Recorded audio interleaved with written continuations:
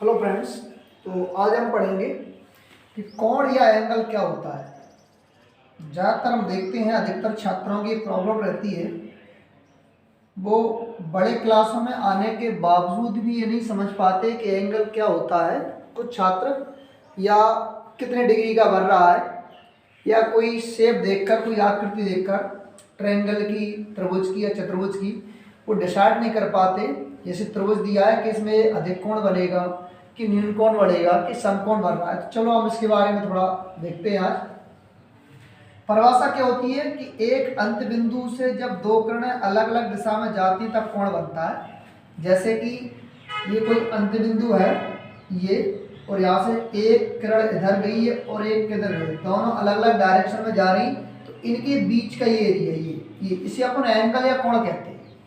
अगर हम इसको नाम देते हैं, हमने इसको ए दे दिया, ये ओ दे दिया और ये दे दिया हमने बी, तो हम किसको, कौन सा कोण बन रहा है, बिंदु ओ पर कोण बन रहा है, तो हम इसको लिखेंगे, ये कोण का साइन होता है, चिन्ह होता है, कोण ए ओ बी, इस प्रकार लिखेंगे। जितने डिग्री का बनेगा, जिस पॉइंट पर इस प्रकार का एंगल वही बनता है उसको अपन क्या लिखते हैं, बीच में लिखते हैं इसको। तो क्या होता है कि एक अंत बिंदु से जब दो किरणें अलग अलग दिशा में जाती हैं तब कोण बनता है। कोणों के कुछ अलग अलग प्रकार हैं, जैसे ये निम्न प्रकार के होते हैं। नंबर 1, पहला हम देख लेते हैं न्यून कोण। न्यून कोण ये क्या होता है, माना कि कोई कोण x है, अगर ये x है x, तो इसकी वैल्यू होती है हमेशा ये 0 से अधिक होता है और 90 से कम होता है। इसका अर्थ हुआ जो x या एंगल है, कोण है, इसकी वैल्यू 0 से अधिक है और 90 से कम, तो कौन सा हो जाएगा, न्यून कोण हो जाएगा, है ना। दूसरे नंबर पे हम लेते हैं समकोण। समकोण ये फिक्स 90 डिग्री का होता है। यदि कोण की वैल्यू फिक्स 90 डिग्री है तो वो समकोण कहलाता है। तीसरे पर हम चलते हैं, ये होता है अधिक कोण। अधिक कोण, ये अधिक कोण की वैल्यू क्या होती है, 90 डिग्री से अधिक होती है और 180 डिग्री से कम होती है। जो x कोई कोण है, ये साइन हमें बता रहा है कि इसकी वैल्यू 90 से ज़्यादा है और इसका मतलब क्या है, 180 से कम है, क्योंकि छोटे बड़े के चिन्ह होते हैं। इन दोनों को देखा जाए तो यानी कि ये वाली वैल्यू 180 से कम है, 180 अधिक है, और इन दोनों को देखा जाए तो x का जो वैल्यू है वो 90 से अधिक है। तो अधिक कोण की वैल्यू क्या होती है, 90 से अधिक होती है और 180 से कम होती है। चौथे नंबर पे हम चलते हैं, इसको हम कहते हैं सरल कोण या ऋजु कोण। सरल या ऋजु कोण, ऋजु, सरल या ऋजु कोण, इसकी वैल्यू फिक्स 180 डिग्री होती है। ये कब बनता है, थोड़ा देख लेते हैं। अगर कोई सरल रेखा इस प्रकार से, अगर हम इसको नाम देते हैं ए बी, तो एक और ये पूरा कोण बनेगा, यहाँ पर बने या इधर बने, इस प्रकार का, इसको अपन सरल कोण ऋजु कोण कहेंगे। कहीं पर ही बन सकता है, इधर बन सकता है, कहीं पर बन सकता है, तो इसको हम सरल कोण ऋजु कोण कहते हैं। क्योंकि पूरा एंगल कितने का हो जाएगा, 360 का हो जाएगा, तो ये हाफ है, हाफ कितना हो जाएगा, 180 का। अगले पॉइंट पे चलते हैं, प्रतिवर्ती कोण। प्रतिवर्ती कोण,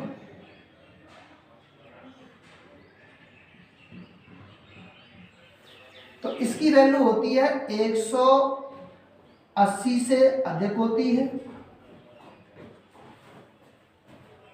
और 360 से कम होती है। इसको अपन प्रतिवर्ती कोण कहते हैं। तो ये कोणों के कुछ प्रकार हैं। अगर हम संपूर्ण कोण की बात करें,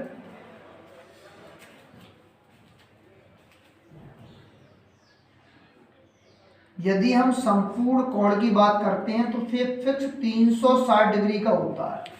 यानी कि यदि हम कोई वृत्त बना दें, चाहे वो छोटा हो बड़ा हो, हमने पेंसिल की नोक रख दी तब भी 360 का बनेगा। वृत्त छोटा बना है बड़ा बना है, सरल रेखा पर अगर दोनों ओर की बात कर रहे हैं तब भी 360 डिग्री का बनेगा। तो ये क्या है, कुछ कोणों के प्रकार हैं। इसमें दिया है, अब कोणों के बारे में थोड़ा और आगे बढ़ते हैं। L समानांतर है, यदि L और M समांतर हैं और P क्या है, त्रिअक्षेदी रेखा जो हमें दिख रही है। हमने कुछ कोणों के नाम दिए हैं, 1 2 3 4 5 6 7 8। इनमें क्या रिलेशन है, क्या संबंध है, हम देखते हैं। जब भी कोई दो रेखाएं आपस में समांतर हो और एक कोई त्रिअक्षेदी रेखा उसको काट रही, तो इस प्रकार की एक शेप बनता है, एक कोण एंगल बनता है। तो उनको देख लेते हैं इनमें संबंध क्या है। तो हम देखने को मिल रहा है ये 2 और ये 6, कोण 2 बराबर कोण 6, कोण 3 बराबर कोण 7, कोण 3 बराबर कोण 7। इधर आ जाते, कोण 1 और कोण 5, कोण 1 और कोण 5, कोण 4 और कोण 8, कोण 4 और कोण 8। ये कैसे हैं, ये आपस में कैसे संगत कोण है, कैसे है, संगत कोण। फिर से देख लेते हैं, 2 और 6 ये संगत कोण है, इनकी वैल्यू बराबर होगी। 3 और 7 ये संगत कोण, इनकी वैल्यू बराबर होगी। 1 और 5 ये संगत कोण है।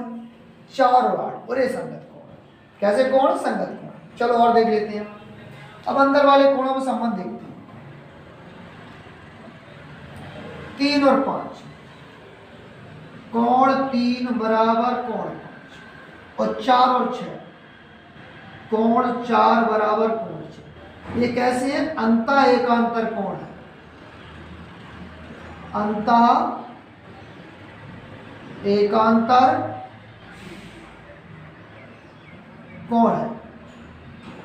कैसे कोण है, अंतः एकांतर कोण। 3 और 5 अंतः एकांतर कोण है, 4 और 6 अंतः एकांतर कोण है। तो इनकी वैल्यू बराबर होती है, 3 की वैल्यू 5 के बराबर होगी और 4 की वैल्यू 6 के बराबर होगी, है ना। चलो और देखते हैं आगे कुछ।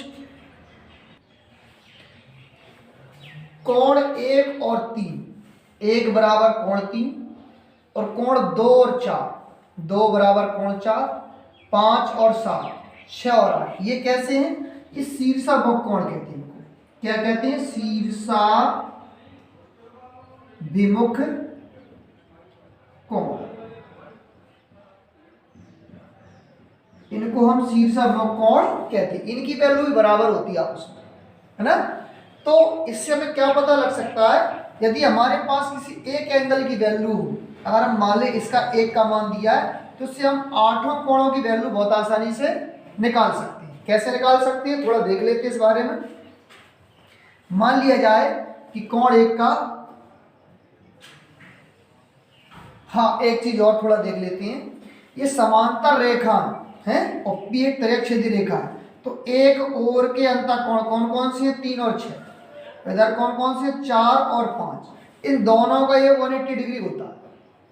ध्यान रहे, जब कोई दो समांतर रेखाओं को एक त्रिअक्षेदी रेखा क्रॉस करती है, तो जो अंदर के एक साइड के अंतर कोण है, इनका योग 180 डिग्री हो जाएगा 3 और 6 का, और 4 और 5 का भी 180 डिग्री हो जाएगा। अब थोड़ा देख लेते हैं, यदि मान लिया जाए हमारे पास माना कोण 1 बराबर दिया है 30 डिग्री, ठीक है।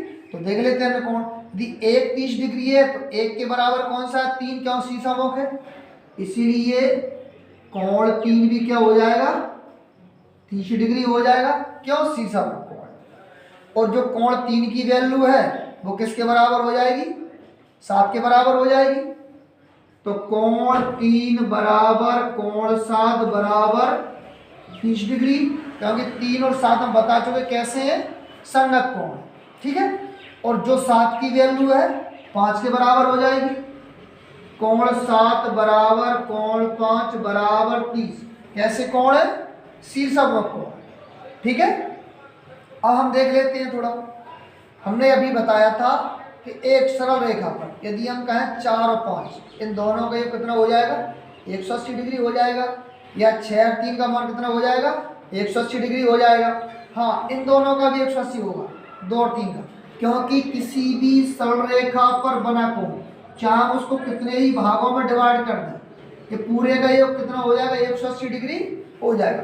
तो हम 2 + 3 भी 180 कर सकते हैं, 3 + 6 भी 180 कर सकते हैं, 6 + 7 भी 180 कर सकते हैं, 3 + 4 भी। देखो ये भी तो एल रेखा की एक और है, 3 और 4। और इनकी बात करें 2 और 3 की, तो पी रेखा के एक और है, देखो 2 और 3। 3 और 4 की बात करें तो एल रेखा के एक और है, 1 और 2 की बात करें तो एल रेखा के ऊपर है। तो इन दोनों का योग कितना होता है, 180 डिग्री हो सकता है, हम किसी प्रकार से निकाल सकते हैं। तो हमें अगर 2 का निकालना है तो हम कैसे करेंगे, कोण 3 प्लस कोण 2 बराबर 180। 3 का मान हमारे पास कितना दिया है, 30 दिया है, 30 प्लस कोण 2 बराबर 180। तो कोण 2 बराबर 180 में 30 माइनस कर दे कितना हो जाएगा, 150। ठीक, कोण 2 का 150 आ गया, तो कोण 4 का भी 150, कोण 8 का भी 150। क्यों, 2 और 4 में क्या संबंध है, ये शीर्षामुख कोण है, हम बता चुके हैं। 4 और 8 में क्या संबंध है, संगत कोण है ना। 4 और 6 कैसे, शीर्षामुख कोण। यानी सभी कोणों की वैल्यू बहुत आसानी से निकाल सकते हैं, बशर्ते हमें एक कोण की वैल्यू पता हो। तो ये कोण की प्रोसेस है, जो कोण के बारे में हमें यदि रेखा गणित ज्यामिति ठीक से समझनी है तो हमें रेखा का और कोण का ज्ञान बहुत जरूरी आना ही चाहिए, तो ही हम ज्यामिति में कुछ समझ पाएंगे, अन्यथा हमारी समझ में कुछ नहीं आएगा।